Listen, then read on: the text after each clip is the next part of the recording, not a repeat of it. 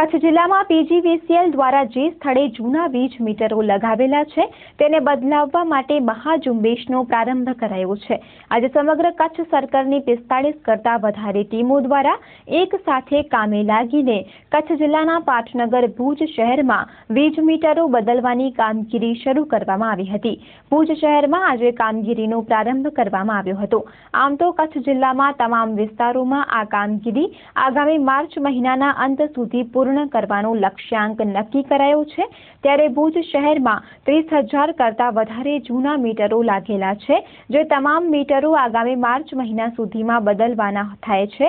તેથી થોડા દિવસોના અંતે આ પ્રકારની ટીમોને એક સાથે કામે લગાડીને એક દિવસમાં 1,000 કરતાં વધારે મીટરો બદલવાનું નક્કી કરાયું છે, જેનો આજથી પ્રારંભ કરવામાં આવેલ છે। આ કામગીરી ભુજ સિટી ડિવિઝનના જુનિયર ઇજનેર શ્રી નીતિનભાઈ પરમારના વડપણ હેઠળ હાથ ધરવામાં આવી હતી।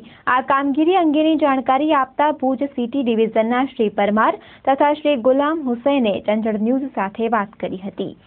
આજરોજ પીજીવીસીએલ દ્વારા પીજીવીસીએલ આરએપીડીઆરપી નામની સ્કીમ ચાલુ છે। એ સ્કીમ અંતર્ગત અમે બધા જ જૂના રોટરી મીટર બદલાવીને તેની જગ્યાએ ડિજિટલ મીટર નાખવાની કામગીરી કરી રહ્યા છીએ। એ કામગીરી અંતર્ગત આજે ભુજ સર્કલની આશરે 45 થી 47 ટીમો આવેલી છે।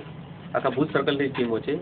એ ટીમો વડે ભુજ સિટીની અંદર જેટલા પણ જૂના મીટરો આવેલા છે, જે રોટરી મીટરો છે, એને બદલાવીને તેના સ્થાને ડિજિટલ મીટર નાખવાની કામગીરી ચાલુમાં છે।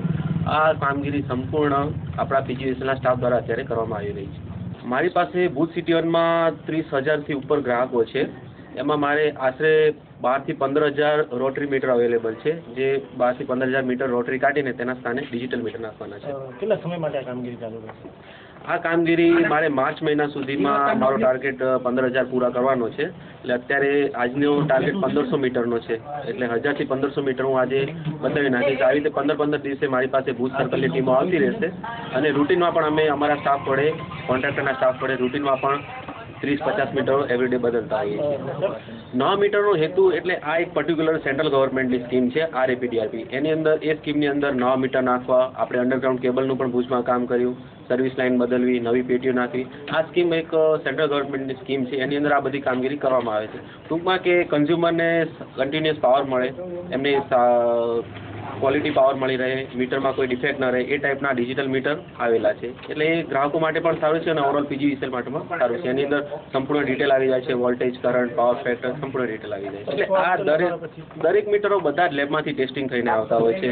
3 થી 4 વાર ટેસ્ટિંગ થતું હોય છે, લેબમાં ટેસ્ટિંગ થતું હોય, જ્યાંથી પરચેસ કરીએ ત્યાં પણ ટેસ્ટિંગ થતું હોય છે। પણ ઘણીવાર અમુક મીટરોમાં કાંઈ ફોલ્ટ હોઈ શકે, એ લોકો એપ્લાય કરે છે, એટલે અમે એ મીટરો ચેક કરીને બદલી આપીએ છીએ અને એમાં જો ખરેખર મીટરમાં કાંઈ ફોલ્ટ હોય એનું રિફંડ પણ આપવામાં આવે છે। હા, વીજ ચોરીમાં ઘણો ફરક પડી શકે છે। આ ડિજિટલ મીટરો બહુ સારી ક્વોલિટીના છે, એટલે વીજ ચોરી કરવામાં હવે ઘણી તકલીફ પડી જશે। એ લોકોને જે જનરલી મીટરમાં ગમે તેમ છેડા નાખીને કરતા હોય છે, એવું બધું આમાં પોસિબલ નથી। સાહેબ, આજે અમારી 40 થી 45 ટીમો જે આવી છે બધી કચ્છ સર્કલની વીજ મીટરો ચેન્જ કરવા માટે, તો એ ટીમો ઉપર હું હેન્ડલિંગ કરી રહ્યો છું, સુપરવિઝન, અને કઈ જગ્યાએ મીટર બદલાવાના છે, શું છે, એ હેન્ડલિંગ કરીને એ લોકોને હું માહિતી આપું છું, ફલાણી જગ્યા બદલાવાની, આવી રીતે અમે એમને દોરવણી આપું છું ને એ પ્રમાણે અમે મીટર બદલાવાની કામગીરી કરી દઈએ છીએ।